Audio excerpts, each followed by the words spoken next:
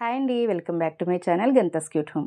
అందరూ ఎలా ఉన్నారండి? బాగున్నారా? నేను చాలా బాగున్నాను. మీరు ఇంకా బాగుండాలని మనస్ఫూర్తిగా కోరుకుంటూ ఈరోజు వీడియోని అయితే స్టార్ట్ చేద్దాము. మనం ఒక బ్లౌజ్కి నార్మల్గా పైపింగ్ అయినా వేసుకుంటాము, లేదంటే పోట్లీ బటన్స్ అయినా వేస్తాం కదండి మోడల్కి. ఇప్పుడు అలా కాకుండా మొత్తం రెండూ కలిపి అంటే పోట్లీ బటన్స్ అలాగే థ్రెడ్ పైపింగ్ వేస్తే ఎలా ఉంటుంది బ్లౌజ్ అనేది నేను మీకు ఈ వీడియోలో చూపిస్తాను. చాలా బాగుంటుందండి, మోడల్ బ్లౌజ్ లాగా అనిపిస్తుంది.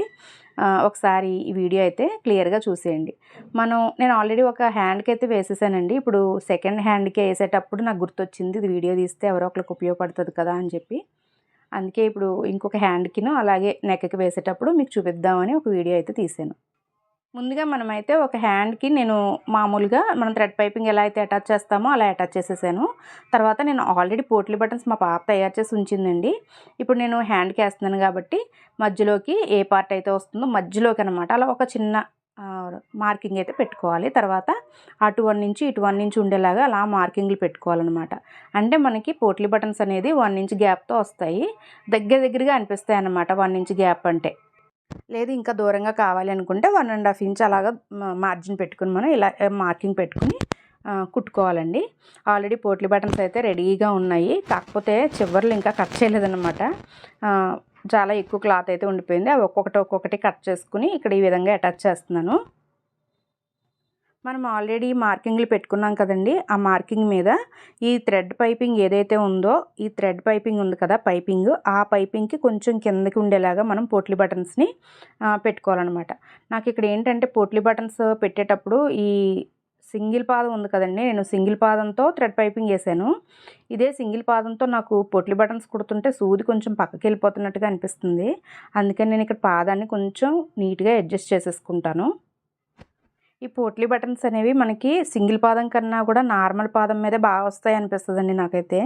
నార్మల్ పాదం మీద అయితే చాలా స్ట్రాంగ్గా అనిపిస్తుంది. ఇక్కడ ఏంటంటే నాకు సూది కొంచెం పక్కకి వెళ్ళిపోతుంది, అందుకని నేను కొంచెం పాదాన్ని అయితే అడ్జస్ట్ చేసేసుకుంటున్నాను. నార్మల్ పాదంలాగే అడ్జస్ట్ చేసేస్తున్నాను. నేను ఈ మిషన్ పాదం చెప్పాను కదండి ఇంతకు ముందు కూడా, ఇది అటు ఇటు అడ్జస్ట్ చేసుకుంటే సరిపోద్దండి. మొత్తం పాదం అంతా కూడా రిమూవ్ చేయాల్సిన పని లేదనమాట. ఈ పాదంతో అయితే నాకు భలే టైం సేవ్ అవుతుందండి. ఎలా కావాలంటే అలాగే ఎప్పుడు పడితే అప్పుడు అడ్జస్ట్ చేసేసుకోవచ్చు అనమాట. ఇక్కడ మా అమ్మాయి పోట్లీ బటన్స్ అయితే ప్రిపేర్ చేసేసింది, కానీ బాగా కట్ చేయలేదన్నమాట. క్లాత్ని కట్ చేస్తే ఏమైనా అంటానేమో అని చెప్పి పాపం అలా ఉంచేసింది. ఇది కూడా పర్వాలేదులేండి. అప్పటికప్పుడు నేను నీట్గా కట్ చేసుకుని ఈ మార్కింగ్ ఏదైతే ఉందో ఆ మార్కింగ్కి ఈ విధంగా పెట్టుకుని నేను నీట్గా కుట్టేస్తున్నాను అనమాట. ఇది ఓన్లీ హ్యాండ్ అండి. నెక్ కూడా సేమ్ ఇలాగే యాడ్ చేసుకోవాలి. ముందు మనం పైపింగ్ ఎలా అయితే వేసుకుంటామో అలా వేసేసుకుని పోట్లీ బటన్స్కి ఒక్కొక్క 1 ఇంచ్ గ్యాప్ తోటి ఇలా మార్కింగ్లు పెట్టుకుని వేసేసుకోవడమే. ఇలా మొత్తం అన్నీ వేసేసుకున్న తర్వాత ఈ ఎక్స్ట్రాగా ఇంకా పోట్లీ బటన్స్ ఉన్నాయి కదండి, అవి నీట్గా కట్ చేసేసుకోవాలి. పోట్లీ బటన్స్కి క్లాత్ ఇంకా వెనకాల ఉండిపోయింది కదా, అదంతా నీట్గా కట్ చేసేసుకోవాలి. దీన్ని ఇదే విధంగా మనం వెనక్కి ఫోల్డ్ చేసేసుకోవచ్చు. లేదు అంటే ఇంకొక క్లాత్ ఏదైతే ఉందో లోపల మనకి లైనింగ్ క్లాత్ ఉంటుంది కదండి, ఆ లైనింగ్ క్లాత్ని మనం మెడకి పట్టి వేసుకుంటాం కదా, ఆ విధంగా క్రాస్గా కట్ చేసుకుని వేసుకోవచ్చు అనమాట. ఇది హ్యాండ్కి కాబట్టి స్ట్రైట్ పీస్ అయినా పర్వాలేదు, అలాగే క్రాస్ అయినా పర్వాలేదు. అదే నెక్కి వేసుకుంటే మాత్రం మనం క్రాస్ పీస్ అయితే వేసుకోవాలన్నమాట. మెడపట్టి ఎలా వేసుకుంటాము అలా వేసుకోవాలి. జాగ్రత్తగా చూసుకుంటూ మనం ఈ పోట్లీ బటన్స్ని అయితే యాడ్ చేసుకోవాలండి. ఎందుకంటే ఏ ఒక్కటి అటు ఇటుగా ఉన్నా కొంచెం పైకి కిందకి ఎగుడు దిగుడుగా ఉంటే బాగోదు కదా, కొంచెం జాగ్రత్తగా చూసుకుని వేసుకోవాలన్నమాట. ఈ పోట్లీ బటన్స్కి క్లాత్ అయితే మనకి చీరలో ఏ కలర్ అయితే ఉందో నేను ఆ కలర్ తీసుకున్నానండి. చీరలో గోల్డ్ ఉంది, అలాగే ఈ పింక్ కూడా ఉందన్నమాట. అందుకని నేను ఈ విధంగా అయితే వేసేసుకుంటున్నాను. ఇలా ఆపోజిట్లో వేసుకుంటే చూడడానికి లుక్ బాగుంటుందండి. సేమ్ కలర్ వేసుకుంటే అంతగా నీట్గా అనిపించదు అనమాట. ఇక హ్యాండ్ మొత్తం నేను పోట్లీ బటన్స్ని అయితే యాడ్ చేసేసాను కదండి. ఇలాగ మనం జాయిన్ చేసేసుకున్న తర్వాత ఎక్స్ట్రాగా ఉన్న ఈ క్లాత్ని నీట్గా కట్ చేసేసుకోవాలి.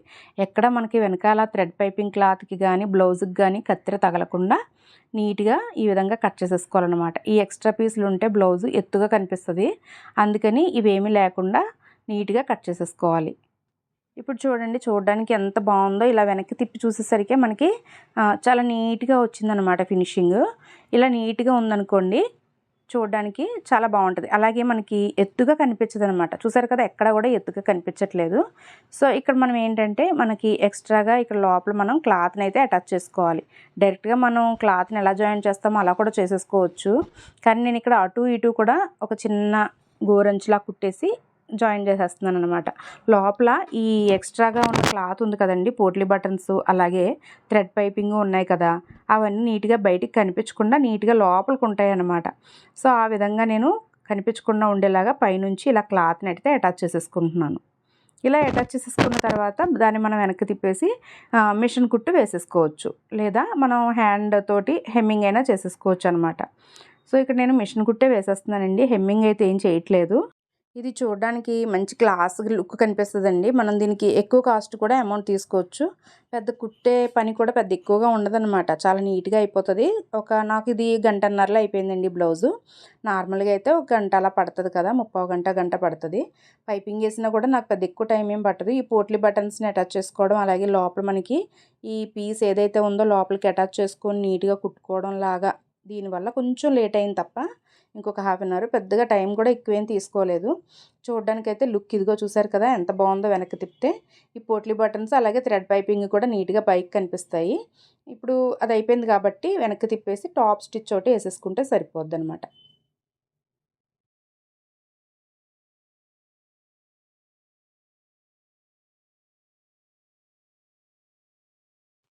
ఇలాగ టాప్ స్టిచ్ వేసేయడం వల్ల నీట్గా ఉంటుందండి. ఇంకా హెమ్మింగ్ చేయాల్సిన పని ఏమి ఉండదు. ఇంకా మనం థ్రెడ్ పైపింగ్ చేసేసి ఎలా వేసుకుంటామో సేమ్ ఇంక ఇది అంతే అనమాట. ఇంకా నేను 2 హ్యాండ్స్కి అయితే ఈ విధంగా నీట్గా కంప్లీట్ చేసేసుకున్నాను. నేను నెక్కి కూడా వేసేసానండి. నెక్కి వేసిందైతే నేను వీడియో అయితే తీయలేదు. ఇంకా సేమ్ ఇదే ప్రొసీజర్ అనమాట, ఇంకా వేరే ఏం లేదు. నీట్గా ఈ విధంగా ఇప్పుడు హ్యాండ్కి ఎలా అయితే వేసుకున్నామో అలాగే మనం నెక్కి కూడా ఈజీగా వేసేసుకోవచ్చు.